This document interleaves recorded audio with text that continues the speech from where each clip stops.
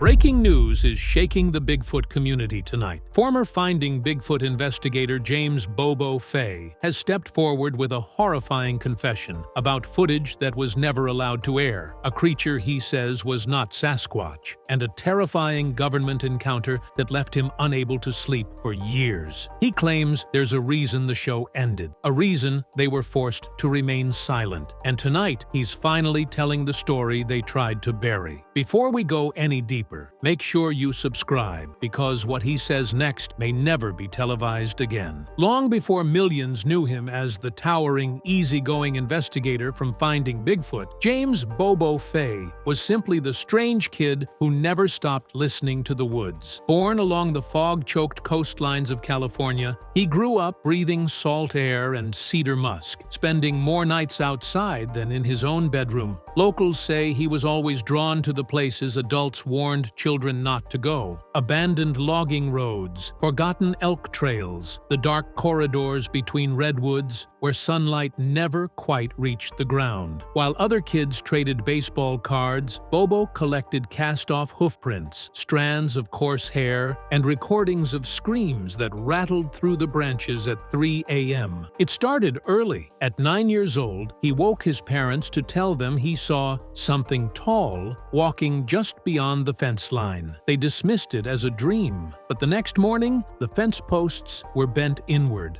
like something had pushed its way into their yard instead of out. When Bobo tried to talk about it at school, teachers wrote it off as attention-seeking, but other kids whispered around him, "He saw it too. He's not lying." Their parents focused instead on the teeth marks found on livestock, the trees peeled bare 8 and 9 feet above the ground. Something was prowling the coastline, something huge. By 13, Bobo was volunteering on fishing boats, not because he loved fishing, but because he loved what he heard offshore. Echoes, moans, something knocking wood against rock in patterns that felt intentional. He filled cheap cassettes with those sounds and played them back late at night, staring at the ceiling, trying to decipher rhythms that felt like messages. His parents found the tapes and nearly threw them away, but Bobo begged them to stop. He wasn't just collecting weird noises. He was studying something. He grew into a reputation, not as a troublemaker, but as the one you talk to if you see something you can't explain. Hunters approached him with trembling hands, describing shapes bigger than elk, running silently on 2 legs. Hikers described feeling watched for miles. Some turned around only to see nothing behind them, but branches swayed like something tall had just moved. It didn't scare Bobo, not then. Instead, it fascinated him. He believed he was glimpsing a mystery most ignored. But looking back now, he admits something chilling. "I wasn't just chasing them, they were watching me grow up." By the time Finding Bigfoot came knocking,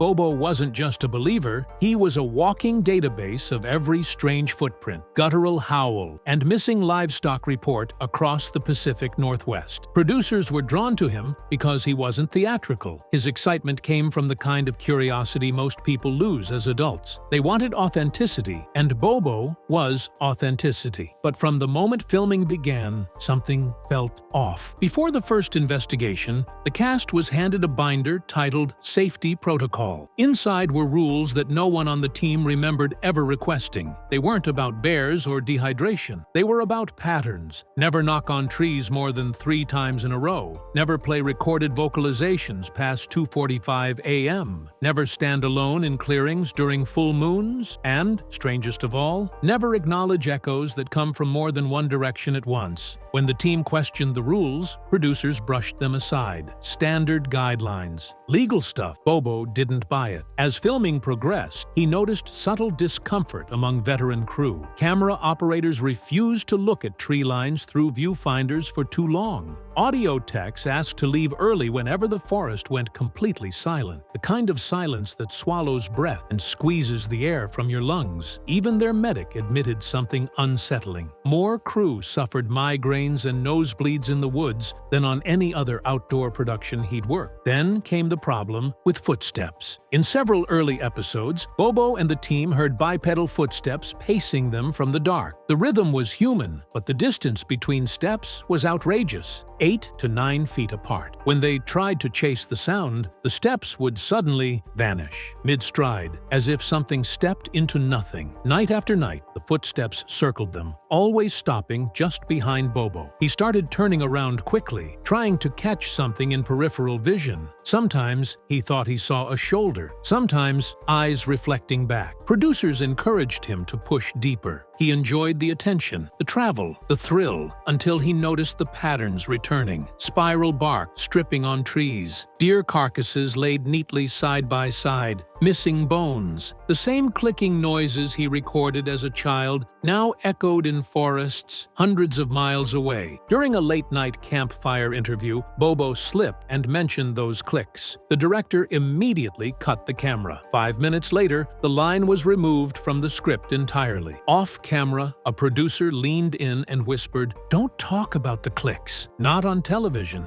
Bobo didn't understand. Not yet. All he knew was that suddenly he wasn't sure if they were hunting something or if it had been waiting for them to come back. The turning point happened in Washington state, deep inside an overgrown logging road that hadn't seen a truck in 20 years. Locals refused to guide them. One old man at a diner simply said, "Things out there, don't forget faces," and left half his coffee behind. That should have been the first sign to turn around, but it wasn't. The production schedule demanded content, and the crew trudged deeper beneath dripping pines where daylight died early. Their plan was simple: record knocks, mimic suspected calls, and wait. Bobo volunteered to be the one to vocalize. He stepped forward, inhaled, and let out a booming, trademark howl that echoed for miles. The forest answered, not with an animal cry, but with a perfect imitation of his voice, bouncing from 3 different directions at once. The crew froze. Bobo's eyes widened. He tried again, a different pitch. The same mocking reply came back, slightly delayed, like something was studying his vocal cords. The sound technician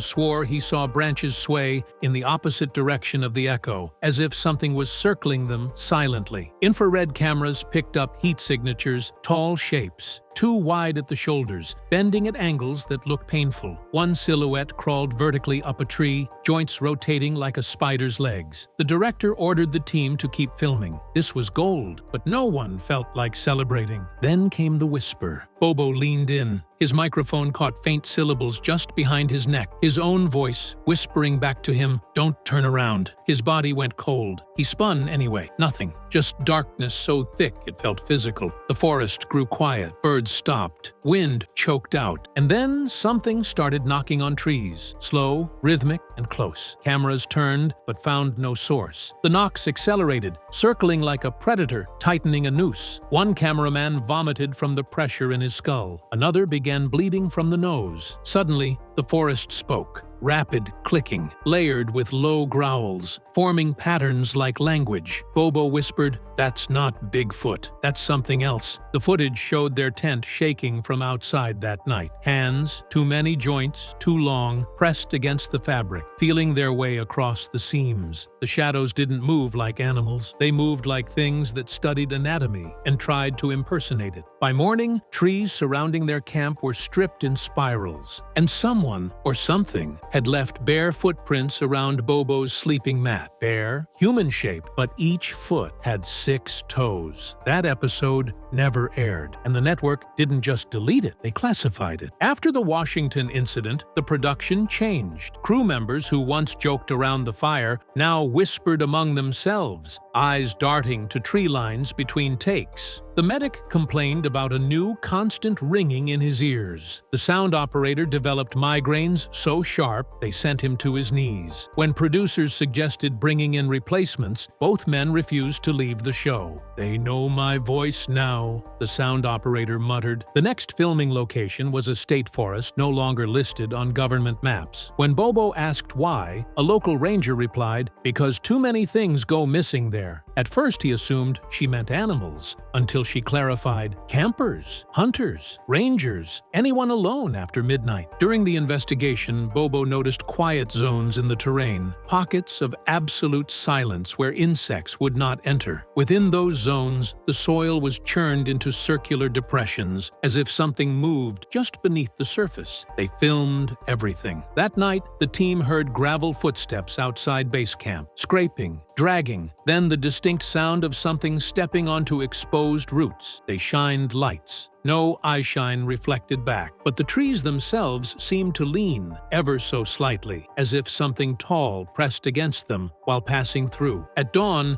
the camp perimeter was littered with pine needles arranged into spirals again. Only this time, in the center of each spiral sat a single strip of torn cloth, the kind used on ranger uniforms. 2 crew members quit on the spot. When the team reviewed motion-triggered wildlife cameras, nearly half the night was missing, corrupted.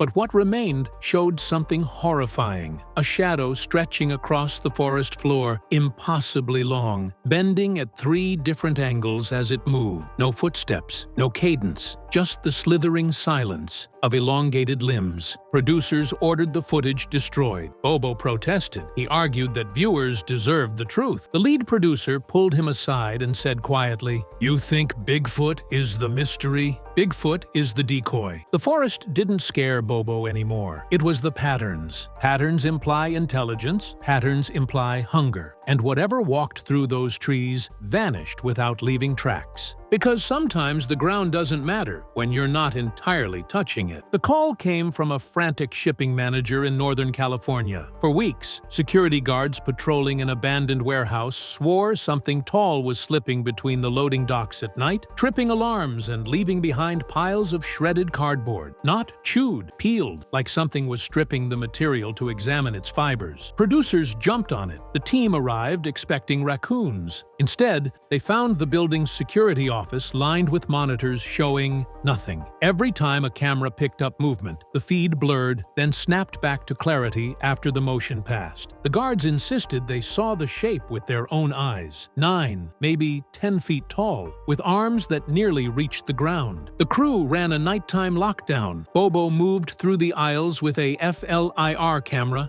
the kind that paints heat signatures like ghosts. Halfway down the corridor, the screen flickered. A tall, humanoid silhouette stood motionless between 2 pallets. Its body temperature was colder than the room. When Bobo leaned closer, the silhouette split, dividing into 2 smaller forms that scuttled in opposite directions, limbs bending sideways at the elbow, like insects, mimicking human structure. Audio captured a strange clicking dialect, layered, overlapping, too fast for a single throat. The sound tech whispered, "That's not language, that's measurement." Something was mapping the room. The crew panicked. Cameras shook. One runner tripped and screamed when something brushed past him. Not fur, but hard, like smooth bone. When they regrouped and reviewed the footage in the hallway, a pair of headlights flooded the building. Black windbreaker uniforms stepped out, badges without agency labels. No one smiled, no one blinked. They demanded the tapes. A producer tried to protest, but one of the windbreakers replied, "Unauthorized cryptid footage interferes with ongoing studies." He said it calmly, like reading a weather report. The crew was forced to sign temporary non-disclosure forms on the hood of an unmarked SUV. Bobo refused. He held onto a single SD card he'd palmed during the chaos, tucking it into his sock. The card contained 5 seconds of footage, the tall silhouette splitting into 2. When he watched it later, alone in a hotel bathroom, he noticed something the others hadn't. Both figures paused and turned toward the camera at the exact same time. No breathing, no sway, just stillness and recognition.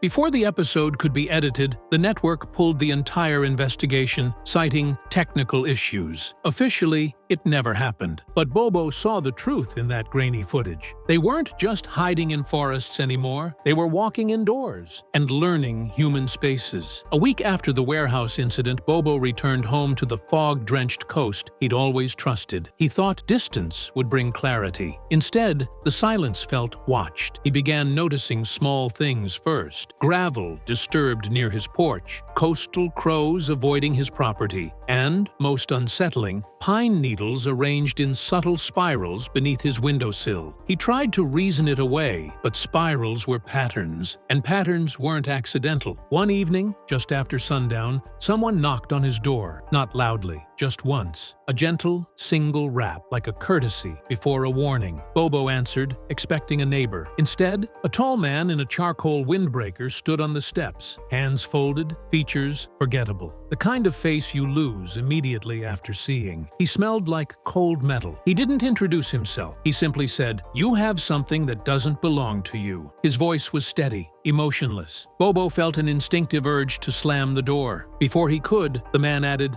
"The footage." Bobo froze. He hadn't told anyone about the SD card. The man stepped forward, uninvited, eyes scanning the living room, not curious, just confirming. He spoke in clipped phrases, like reading internal memos aloud. He said the creatures seen in the warehouse were not wild animals, nor cryptids. They were part of an observational anomaly, a term too clinical to comprehend. When Bobo asked if they were aliens, the man shook his head. "Not foreign," he whispered. "Local." He explained that the government's role wasn't containment, it was avoidance. They didn't want to stop the things. They wanted to make sure no one noticed them exist. Bobo asked the question that had haunted him since childhood. Why spirals?